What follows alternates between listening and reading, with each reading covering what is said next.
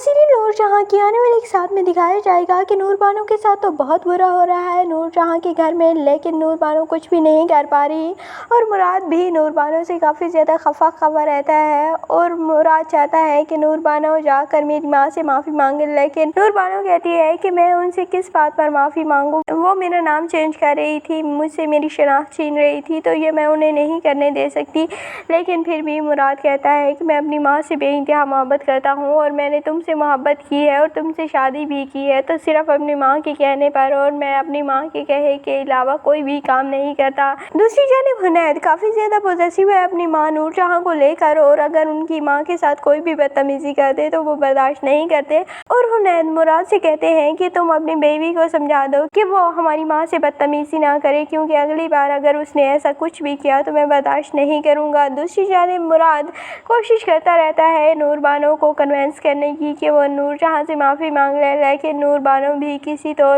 राज़ी नहीं होती और नूर बानो कहती है कि मुझे नहीं लगता कि एक शख्स को इज़्ज़त देने के लिए दूसरी शख्स को डिग्रेड करना ज़रूरी है, और अगर आप अपनी माँ की इज़्ज़त कहते हैं तो बेशक करें, लेकिन आप मुझे बेइज़्ज़त क्यों कर रहे हैं। और मैंने आपसे पसंद की शादी की थी, अपने बाप को बेइज़्ज़त करके अपने बाप की मर्ज़ी के ख़िलाफ़ आपके साथ शादी की है, लेकिन आप मुझे मजबूर कर रहे हैं कि मैं अपने इस फैसले पर पछताऊँ। दूसरी जानिब सफ़ीर वापस आ चुका है और सुम्बुल काफ़ी ज़्यादा परेशान है और सुम्बुल हैरान भी काफ़ी ज़्यादा हो जाती है सफ़ीर को देखकर, लेकिन सफ़ीर का रवैया अभी तक सुम्बुल के साथ वैसा ही रहेगा। तो फिर नूर जहाँ सुम्बुल को समझाती हैं कि कुछ लोगों को रिश्ते बने बनाए मिलते हैं और कुछ लोगों को बुनने पड़ते हैं, और तुम्हें भी सफ़ीर को आहिस्ता आहिस्ता अपना बनाना पड़ेगा, क्योंकि